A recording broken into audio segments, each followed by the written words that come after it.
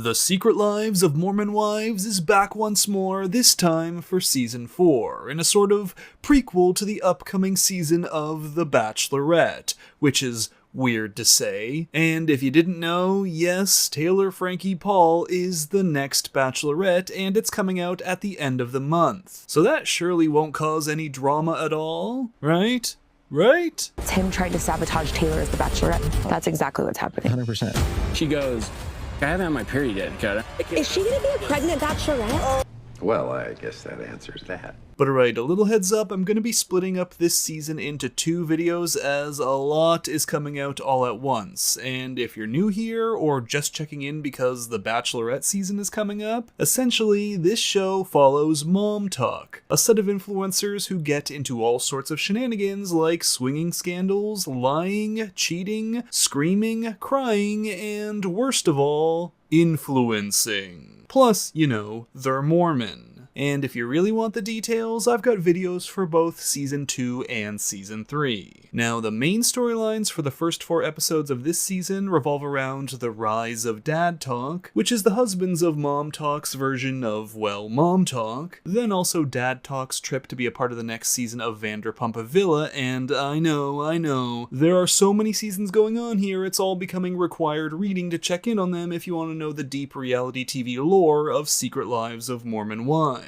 Then there's the filming of the Season 3 reunion, and also Whitney and Jen being on the recent season of Dancing with the Stars. Oh, and of course there's also Demi, the supervillain of last season, who seemed to have gotten back in the good graces of Mom Talk and resolved their differences, but that lasts all of about 5 minutes, and now they hate each other, and they're not shy about expressing it. Oh, good. which is the Mom Talk way. So what else has happened since the end of the last season? Well, Macy and Michaela have had their babies, Layla here has gone official with Mason, who is also her ex Chase's brother. Obviously, it's not ideal to date brothers. However, I do think it's very common in Utah. Oh, and Chase is really getting back into the group, even going on a kind of date with Taylor, where it's clear that he's interested in her, but she's not letting things get too far. After all, these two got caught up in that Mormon Mom Talk swinging scandal while he was married to Miranda, who is also a part of Mom Talk. Now, Chase even gets invited to the Dad Talk trip to be a part of Vanderpump Villa, which, by the way, all of Mom Talk thinks is a bad idea, especially considering everything that happened last season when it came out that Jessie here cheated on her husband Jordan with a man named Marciano when some of Mom Talk went to Vanderpump Villa to film a different season. However, Jordan here is determined to go and determined for Dad Talk to rise up. So the guys head out to England to film, while Taylor here, she's invited some dude over that she's met online, but they're not dating because she's going to be the Bachelorette, but also he came out to see her and be with her. What do you think about Mormons? Like what you know about them?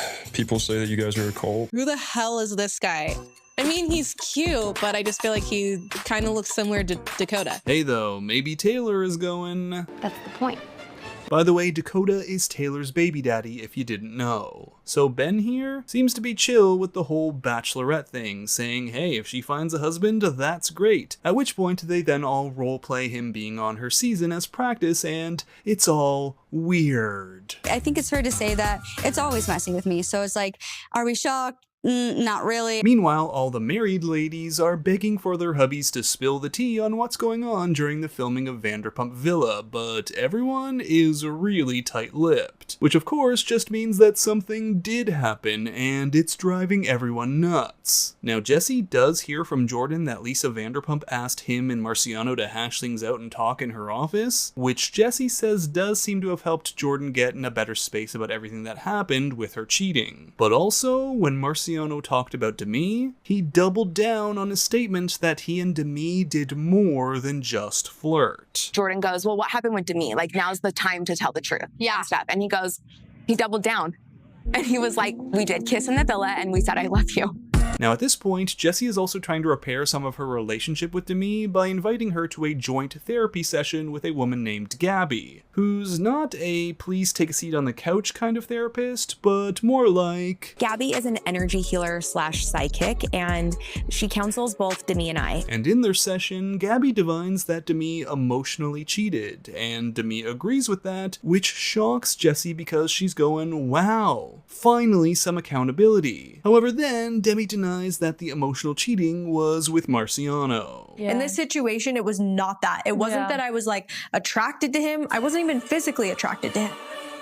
So now Jessie is done with Demi. No accountability means no trust. Anyway, at this point, dad talk returns and no one is saying a thing. They're all quiet in the guiltiest of ways. I mean, Dakota could have been shot at the villa and each of them would have responded like... Where'd they hit you? I ain't saying nothing. But what do I tell the doctor? Tell him to suck a lemon. And what's weird is Chase, of all people, is in on it too. He's now all Team Dakota, which is wild considering how not long ago they were at each other's throats. But okay, there is one person who leaks the tea, Jordan, as he wants to show Jessie that he's committed to working through their recent troubles and prove that he can be honest with her. So he tells her about a woman that Dakota was locked onto at the villa. What did Dakota do? He slept with her.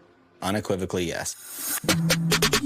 Now word gets out pretty quick and the other guys are not happy. Some didn't want this out because according to them they know Taylor will freak out, as, well, anything related to Dakota seems to really trigger her. And the two are healthier just not knowing about each other or interacting in pretty much any way. While for others, like Chase, Dakota's new BFF, it seems to be more of a bro code thing. This is crazy, but I'm so sorry. You need to f***ing say sorry. That was If you want to keep anything locked at all, don't tell his ass. And allegedly, Jordan was the one who was orchestrating the nobody talk, nobody say anything to mom talk, so him being the one who leaked it is not helping his case in terms of how the other guys are feeling. The context is something super important. I want to be seen. You know what I'm saying? And I mean that. You now, bro. This is why your wife's sleeping in a Hyatt every 2 weeks. Okay, but like, Dakota is supposed to be single. If he's out doing consensual things with consensual adults, that's on Taylor if she gets mad. So what's with the outrage? What's with the secrecy from Dakota? Well, some new information soon comes out when Taylor visits Jessie. And Jordan is going, he's not saying anything one way or another, but Jessie says she'll tell Taylor what happened with Dakota if she really wants to know. I do. Right now. I just would prefer you to call someone else. Okay. I'm sorry, he did. Well, there it is. It's out. And Taylor is devastated and in tears. Why? Because apparently Dakota was saying stuff like this. My issue with Dakota is that he, before he leaves, is claiming to be like, I love you, Taylor, no matter what, our family, I'm a good guy, yada, yada, yada. But then you go out and do that. So Taylor goes into an alternate state of being, almost like this news got her drunk. Because immediately she goes and she calls Dakota. Taylor, stop. No, I just want to know. Taylor. I just want to know why. Oh, what? Why? Why what? If you enjoyed it. Taylor, you don't need to know that. You don't need to know that. Hello? You know, I know why they normally take away people's phones on The Bachelorette, but this time, it'll probably be to keep Taylor from dialing Dakota. Hello? I just want to know if you, like, enjoyed it. I didn't enjoy it, Taylor. Oh, you didn't? You didn't finish? Did you finish? Yeah. Okay, so you did enjoy it. Give me just half a second. What the So yeah, yet again, this relationship delves into toxicity. Meanwhile, Chase here is continuing to try and bury the hatchet with the many women from Mom Talk that he's insulted, like Macy, whose hatred of Chase also seems to be rooted in this night where he and his ex-wife Miranda invited Macy to a cabin, but she thought it might be a swinging thing. I remember that specific cabin. It wasn't just like a freaking hedonistic orgy every time we went to these. That was like twice. Oh, just twice. Okay, much better. But mostly, Macy is upset about all the mean things Chase has said about the women of Mom Talk online, to which Chase says, They're well documented that I am an idiot. There's no hiding that. Which, to be fair, is a good point. However, Michaela doesn't really buy this, saying how convenient that once the cameras are on, Chase is deciding to take accountability. Not earlier, not off camera, but right smack dab in the middle of filming a season. Which also sort of explains Chase's demeanor at the season 3 reunion, which is the next big event happening in this season. Which, by the way, I also did a video on, so if you want to know the details, you can head over there. But essentially, after this, everyone is again against Demi, especially after Jesse's stance on Demi coming off that psychic therapy session. And also, Dakota and Taylor had a big standoff that left Taylor saying she was done with Dakota for good. But one of the bigger surprises to come out of the reunion is Whitney and Michaela beginning to rekindle their friendship once more after spending most of the past couple of seasons as mortal enemies. Mainly because Whitney really felt for Michaela when Michaela talked about her intimacy issues with her husband that, in recent news,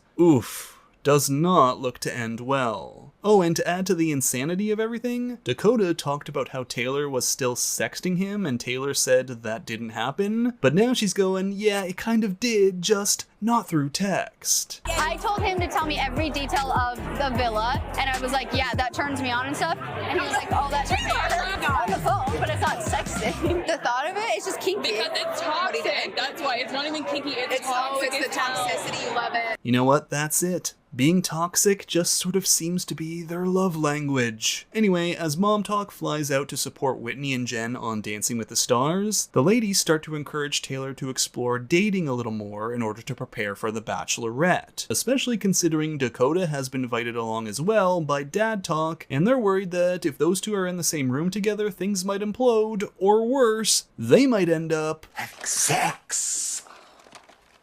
Well, I hope. Which probably wouldn't be a good look right before the Bachelorette. So, what do they do next? Well, it's an even better idea. They invite Harry Jowsey over to come and hang out with Taylor after Harry DM'd Taylor cause Macy was on his podcast. And so he arrives amongst Mormon families and all. Wow, there's a child. Yeah, there's Mormons here. I knew inviting Harry would make Dakota uncomfortable, but if he wants to sleep with someone on TV, some hoe, then so can I. Why do I feel like, in a strange, messed up way, this is her way of flirting with Dakota? So things seem to be headed for imminent drama and disaster, with Jordan saying, okay Taylor, let's not rub this in Dakota's face, and Taylor takes exception to that. That's just hard. I know. I think it was tough when I had a newborn baby and you told me about and I don't give a flying if it's tough.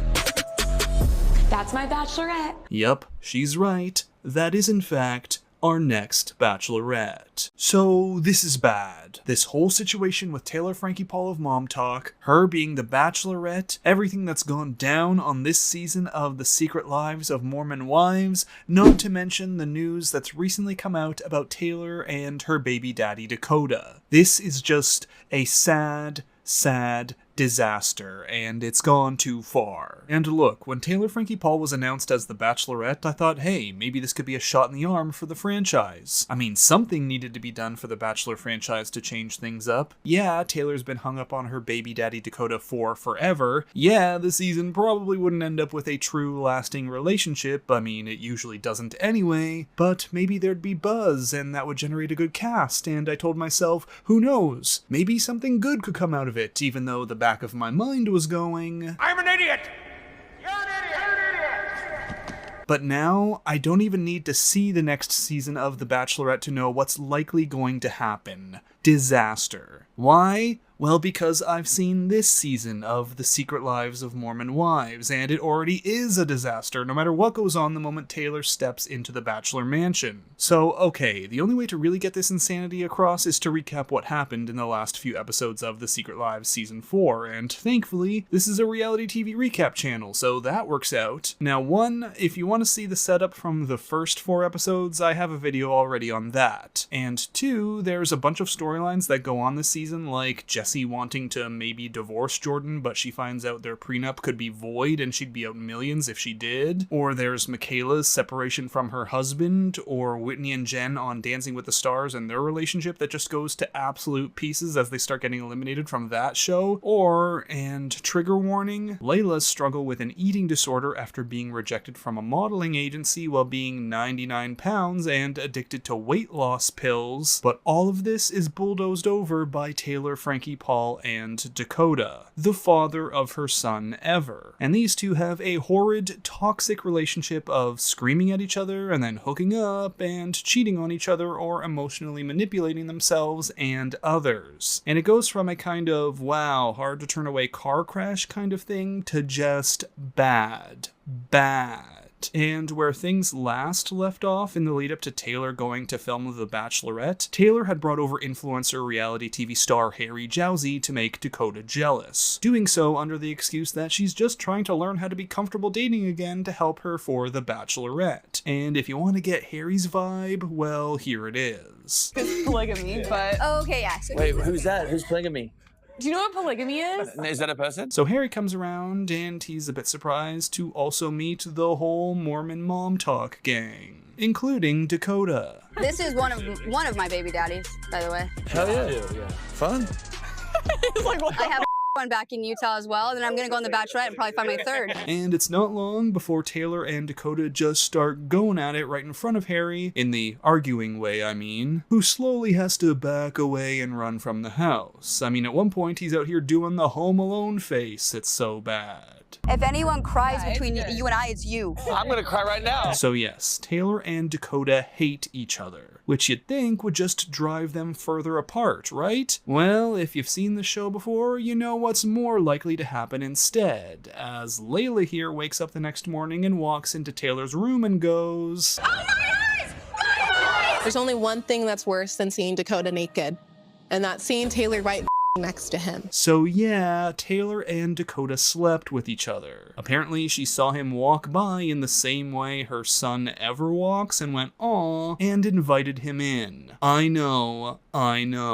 Then, to make matters worse, I think the girls, get a little nervous that I could obviously have a potential pregnancy, but I am not a fan of birth control. I've always tracked, and I don't want something else in my body messing with my hormones. Which just might come back later in this season. So this is already bad news for The Bachelorette. I mean, imagine how any of the contestants might feel learning that the lead slept with someone they have a child with just days before going on the show. I mean, Taylor's gonna have to make an announcement about this night one and let anyone walk out the door who doesn't want to be there. Or the execs could pull her from the show, but, I mean, we all know it's already finished filming and about to premiere, so I guess they don't care. And if she goes on the show and all this is not immediately made clear out of the gate, it's all going to be documented on TV to be seen by whoever Taylor chooses anyway. So Dakota and Taylor come together in a conversation that's sort of supposed to be a we're better not together kind of thing, but it just escalates as it always does. All I want to do is go hurt. Just listen to what hurts the person I wanted to be with. Doesn't listen. He's not you. It's just gonna be someone else, and it sucks. So okay, there's then this storyline where Taylor's making connections between her dependency on Dakota and her biological dad abandoning her. Now he's already passed away, but she wants to find out more about him, and she wants her mom to come along too. But I mean, that relationship is a whole other can of worms, as Taylor and her mother fight almost as much as Taylor and Dakota. In the 10 Commandments, does it say honor your kids? No. One of the commandments is to honor your mother and father. Okay. And you're the worst at it. Today I was actually just being straight up. No, you were being a complete bitch. Calling you a bitch is nothing compared to the way you treat me. So these two decide to go to therapy to work on things, and it's not really a good start when mom comes right out with, I do have a question for you. How does a parent their adult kid and they end up doing the same thing over and over and over, but then be like, poor me, I need to go to the hospital? But Taylor finds out her dad was abusive to her mom, and they decide to go out together to meet her dad's best friend, who Leanne, Taylor's mom, also dated at one point. So they head out to Colorado, immediately scream at each other some more, and then Taylor learns more about her dad, where the friend says after a horrible accident, he abused drugs and it all went downhill from there. But But while Taylor is on this very emotionally vulnerable journey to learn more about her dad, something else is discovered. More Dakota drama. As, okay, there's this woman Shania who's close friends with mom talker Miranda, and Shania is not in Mom Talk, but she's close enough that when there's this pickleball tournament thing, she confides in Taylor about this man she's been seeing who broke up with her to go back to his wife and family. Yeah. Anyway, Jordan here, who is Jesse's husband, learns from Dakota that he's been seeing someone that he shouldn't be. Someone in Taylor's friend circle. Or at least someone who's close enough to know that it's probably not a good idea to start chatting up Dakota. And, well, Jordan tells Jesse all of this because he's still trying to prove to her that he's honest, and Jesse susses out that the person is likely Shania, because of course it is. Meanwhile, Miranda is facepalming, stuck between two friends who are both gaga for Dakota. Well, of course you like him because he's been love bombing the shit out of you. Everything's love bombing the shit out of me though. Love bombing is gross though if you don't like the guy. And so, of course, eventually Taylor finds out and goes ballistic over all of Mom Talk, who still hadn't told her this because they were trying to decide what the best move was, especially considering Taylor's flight for The Bachelorette is something like less than a week away. So Jesse calls Taylor to do some damage control and says, "Oh, by the way, I learned something else." He hooked up with Jenna and basically almost had sex with her a couple weeks ago. Okay. Now, Jenna is the woman Dakota cheated on Taylor with at the beginning of season 2, so it's getting even messier. Jenna, she tried multiple times to get me on her podcast and begging me and trying to help me, and then does that behind my back. It's disgusting, really. Meanwhile, all of Mom Talk just hate Dakota because they feel like this is an isolation tactic from Dakota, where he sleeps with Taylor's friends, or that one time it was nearly Taylor's mom's friend who came to all their family gatherings in order to break up Taylor's relationships with those people to isolate her, so she'll come running back to Dakota because she's all alone. Also, all of this has the added benefit of completely sabotaging her as the Bachelorette, because Dakota is also saying stuff like this right before she's about to leave. Yeah, he was just like, I feel like you just need to marry me. That's what he said. Perfect. I mean, Dakota was definitely apologizing for what he did with Shania, and do I believe him? No. So, okay, it gets to the final day, the final few hours before Taylor is supposed to fly away to LA to be the Bachelorette and start filming. And guess what? There's gonna be a guy staying over that night. Who is it? Who is it, Michael?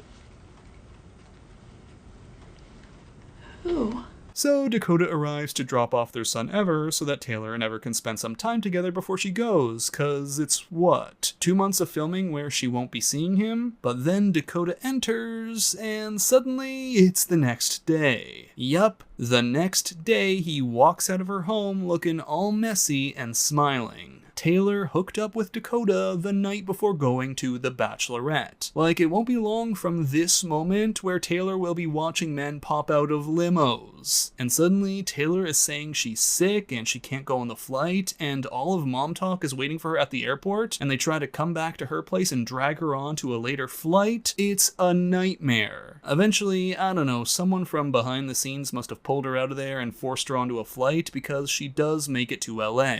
And guess who's on the phone with her almost right away? Dakota, whose last message to Taylor before she films is, "Save a rose for me, okay? Can you just admit that you still love me?"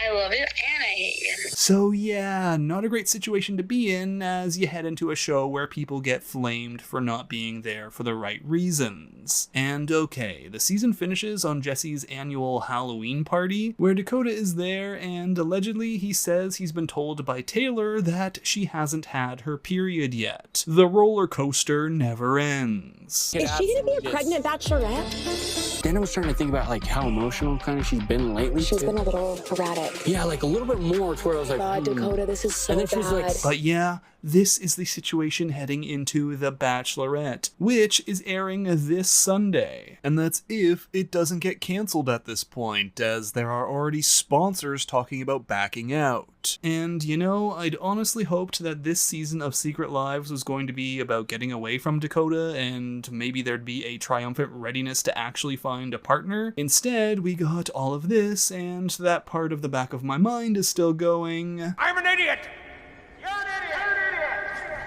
Not to mention this most recent news. It's just all too much. The upcoming season of The Bachelorette is already a disaster. I wouldn't blame you for not watching, but I'll be providing recaps for those who still want to follow what happens, and I don't know what else to say other than yikes.